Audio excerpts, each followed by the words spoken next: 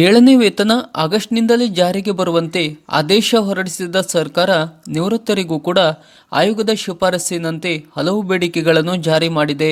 ಜೊತೆಗೆ ನಿವೃತ್ತರ ವೇತನ, ನಿವೃತ್ತರ ಸೌಲಭ್ಯ ಹೀಗೆ ನಿವೃತ್ತರ ನಿಯಮದಲ್ಲಿ ಕೆಲವೊಂದು ಬದಲಾವಣೆ ಕೂಡ ಮಾಡಿದೆ. ಈ ಬಗ್ಗೆ ಸಂಪೂರ್ಣ ಮಾಹಿತಿ ಇಲ್ಲಿದೆ. ವಿಡಿಯೋ ಇಷ್ಟವಾದರೆ ಲೈಕ್ ಮಾಡಿ, ಶೇರ್ ಮಾಡಿ ಹಾಗೂ ನಮ್ಮ ಚಾನಲನ್ನು ಸಬ್ಸ್ಕ್ರೈಬ್ ಮಾಡಿ. ನಿವೃತ್ತರ ವೇತನ ನಿಯಮಗಳ ಕುರಿತು ಕರ್ನಾಟಕ ನಾಗರಿಕ ಸೇವಾ ನಿಯಮಗಳು 1958ರ ಭಾಗ 4ರಲ್ಲಿ ಪ್ರಸ್ತಾಪಿಸಿರುವ ಪ್ರಮುಖ ಮಾಹಿತಿಗಳ ಬಗ್ಗೆ ರಾಜ್ಯ ಸರ್ಕಾರಿ ನೌಕರರು ಗಮನಿಸಬೇಕಾದ ಪ್ರಮುಖ ಅಂಶಗಳು. ಸಾಮಾನ್ಯ ಜನರಂತೆ ಸರ್ಕಾರಿ ನೌಕರರು ಸಹ ಶಕ್ತಿ ಇರುವವರೆಗೆ ದುಡಿಯುತ್ತಾರೆ. ವಯಸ್ಸು ಆದಂತೆ ಕರ್ತವ್ಯ ದಕ್ಷತೆ ಕಡಿಮೆ ಆಗುತ್ತದೆ. ಆರಂಭದಲ್ಲಿ ಇದ್ದ ಕೆಲಸದ ಮೇಲಿನ ಉತ್ಸಾಹ ಕೊನೆಯವರೆಗೂ ಇರುವುದಿಲ್ಲ. ಇದರಿಂದ ಸಾರ್ವಜನಿಕರ ಕೆಲಸಗಳು ವಿಳಂಬಿಸುತ್ತವೆ. ಹೊಸ ತಲೆಮಾರಿಗೆ ಉದ್ಯೋಗದ ಅವಶ್ಯಕತೆ ಇದ್ದು ಅದಕ್ಕಾಗಿ ನಿವೃತ್ತಿ ಅನಿವಾರ್ಯ ಆಗುತ್ತದೆ. ನಿವೃತ್ತಿಯ ವಯಸ್ಸು ಆಯಾ ದೇಶಗಳ ನಿಯಮಗಳು ಹಾಗೂ ಜೀವಿತಾವಧಿಯನ್ನು ಅವಲಂಬಿಸಿರುತ್ತದೆ.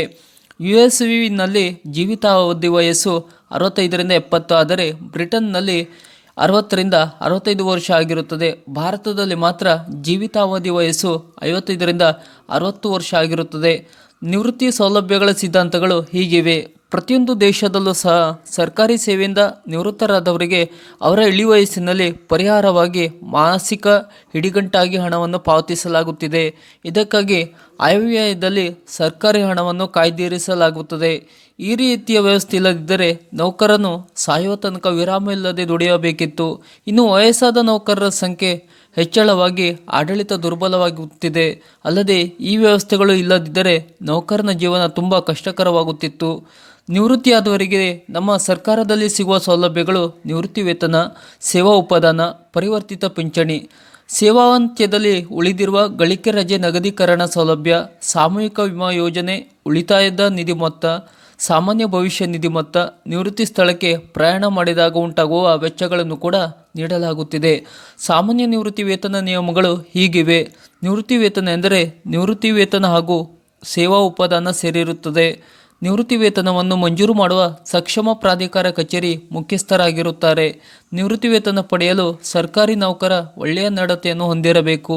ನಿವೃತ್ತಿ ವೇತನ ಪಡೆಯುವ ನೌಕರನು ಅಪರಾಧಿ ಅಥವಾ ತಪ್ಪಿತಸ್ಥನೆಂದು ತಿಳಿದು ಬಂದರೆ ಅಂಥವರಿಗೆ ನಿವೃತ್ತಿ ವೇತನವನ್ನು ತಡೆ ಹಿಡಿಯಬಹುದು ಅಥವಾ ಭಾಗಶಃ ಅಥವಾ ಸಂಪೂರ್ಣ ಹಿಂತೆಗೆದುಕೊಳ್ಳಬಹುದು. ದುರ್ವರ್ತನೆಗಾಗಿ ಅಥವಾ ನಿರ್ಲಕ್ಷ್ಯಕ್ಕಾಗಿ ನಿವೃತ್ತಿ ವೇತನವನ್ನು ತಡೆ ಹಿಡಿಯಬಹುದು.